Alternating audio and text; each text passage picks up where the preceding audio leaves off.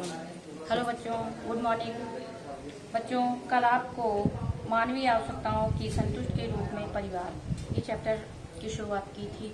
इसमें आपको परिवार क्या होता है, परिवार कितने प्रकार का होता है और हम अपनी आवश्यकताओं की पूर्ति से जो संतुष्टि परिवार के द्वारा प्राप्त करते हैं उससे संबंधित बातें इसमें बताई गई हैं। आपको कुछ बातें बताई भी थी मैंने कि परिवार कितने प्रकार के होते हैं। तो परिवार बच्चों आपको बताया था कि परिवार दो प्रकार के होते हैं, एक एकांकी परिवार और एक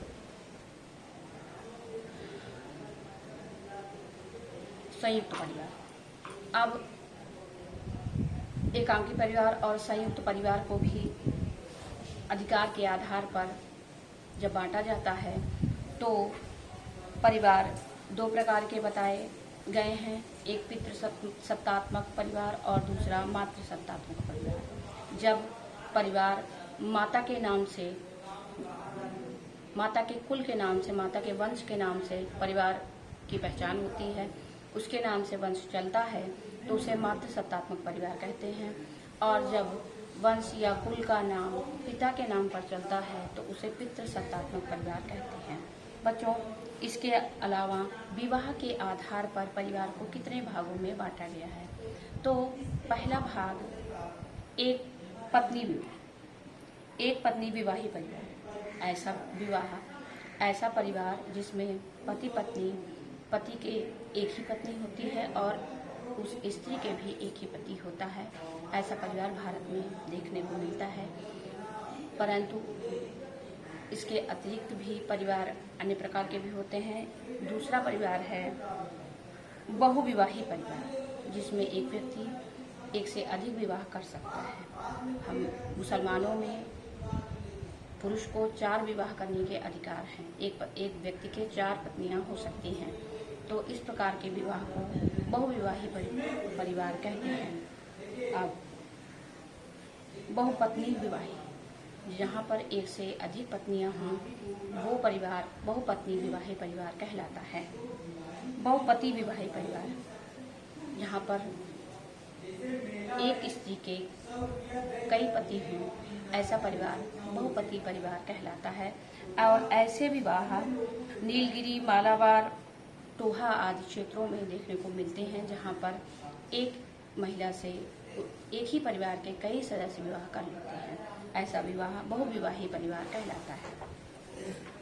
अब समूह विवाही परिवार, ऐसा परिवार जब स्त्रियों के एक समूह से पुरुष का एक दूसरा समूह विवाह करता है, वो विवाह समूह विवाही परिवार कहलाता है। वो परिवार समूह विवाही परिवार कहलाता है।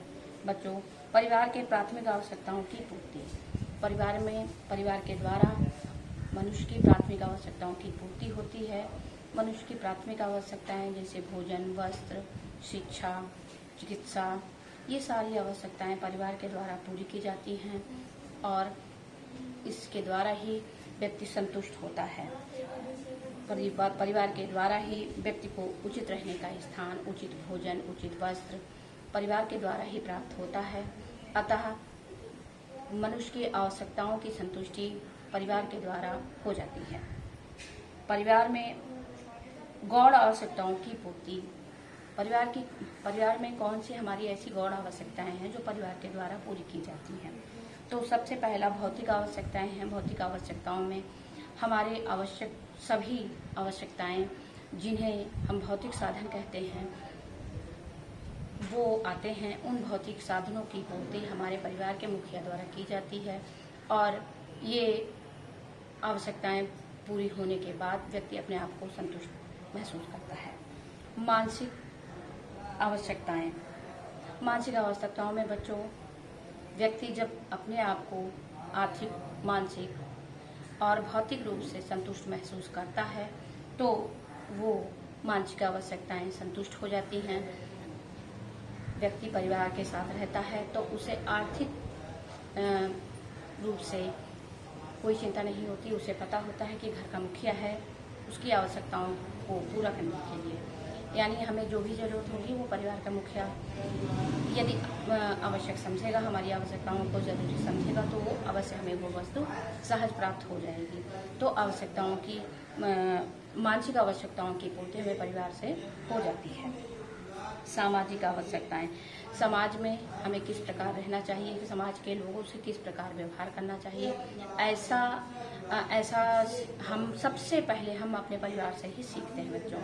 तो परिवार से ही बालक का समाजीकरण होता है, यानी कि समाज में रहने के अनुरूप सबसे पहले हम परिवार से ही सीखते हैं कि हम कैसे समाज में रहेंगे, कैसे वहाँ के लोगों से हमको व्यवहार करना है, कैसा हमें बर्ताव करना है। तो बालक की संतुष्टि सामाजिक रूप से सक्षम होने के लिए भी परिवार से वह संतुष्ट हो जाता है। उसका नैतिक विकास, उसका सदाचारीकरण सब उसका परिवार से ही हो जाता है। और परिवार में रहने का, बात करने का तरीका, सांस्कृतिक प्रोग्राम, हमारी संस्कृति से सबसे पहले हम अपने परिवार द्वारा ही हम परिचित होते हैं। परिवार ही हमें बताता है कि हमारे धर्म कौन से, हमारी संस्कृति कौन सी है, हमें किस तरह रहना चाहिए।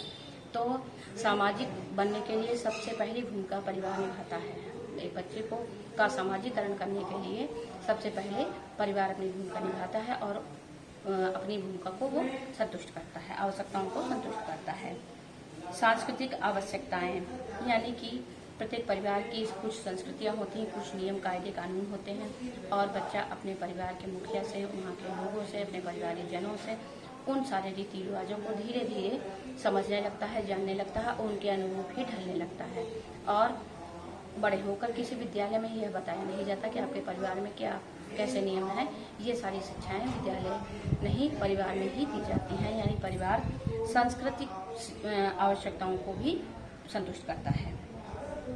शैक्षिक कार्य, आप सभी को पता है कि बच्चा विद्यालय जाने से पूर्व अक्षरों का ज्ञान, सदाचार संबंधी ज्ञान, अन्य धार्मिक कार्यों को, जो छोटे छोटे कार्य होते हैं वो भी अपने परिवार से ही सीखता है। यानी शिक्षा का जो प्रारंभ होता है, वो जो बच्चे का पहला विद्यालय होता है वो घर ही होता है। बच्चों, इतना आज आपको बताया कि परिवार हमें कहाँ कहाँ हमारी आवश्यकताओं को संतुष्ट करता है। आप ये पॉइंट्स अच्छे से पढ़ लीजिएगा, आगे आपको मैं कल बताऊंगी नेक्स्ट वीडियो में। Thank you.